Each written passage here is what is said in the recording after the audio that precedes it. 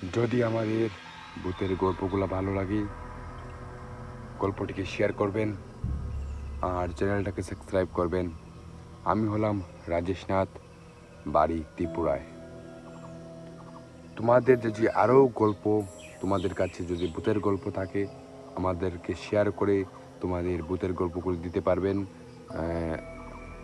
তোমাদের ভূতের গল্প দিতে হলে আমাদের ভিডিওতে কমেন্ট করুন, আমাদের টিম তোমাদেরকে খুঁজে নেবে। আজকের ভূতের গল্পটির নাম ছায়াটা, মানে আজকে ভূতের গল্পটির নাম হলো ছায়া। রাত্রিবেলা গ্রামের পথ দিয়ে হাঁটছিল রাজু। চাঁদের আলোর সবকিছু স্পর্শ দেখা যাচ্ছিল, কিন্তু গাছপালায় ছায়া যেন কিছু লুকিয়ে রেখেছিল।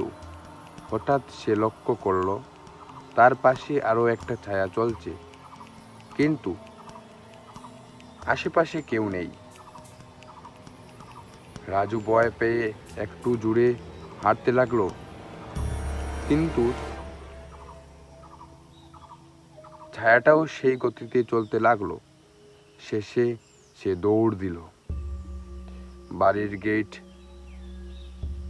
পেরিয়ে দরজা বন্ধ করে শ্বাস নিচ্ছিল, তখন পিছনে দেখে এক ঠান্ডা কণ্ঠস্বর বলল, তুমি আমাকে দেখতে পেয়েছো?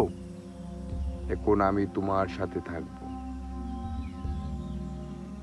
রাজুর গা জিউড়ে উঠল। সে ধীরে ধীরে পিছনে ঘুরল, আর যা দেখলো তা চিরদিনের জন্য ঘুমে কেড়ে নিল। তোমাদের যদি আমাদের এই গল্পটির পার্ট 2 শুনতে চাও, আমাদের ভিডিও নিচে কমেন্ট করো। আমাদের চ্যানেল নাম হরহর SD 2.0। চ্যানেলের ভিডিওতে কমেন্ট করো, আমাদের টিম এই ছায়া গল্পটির পার্ট 2 নিয়ে আসবে। নমস্কার।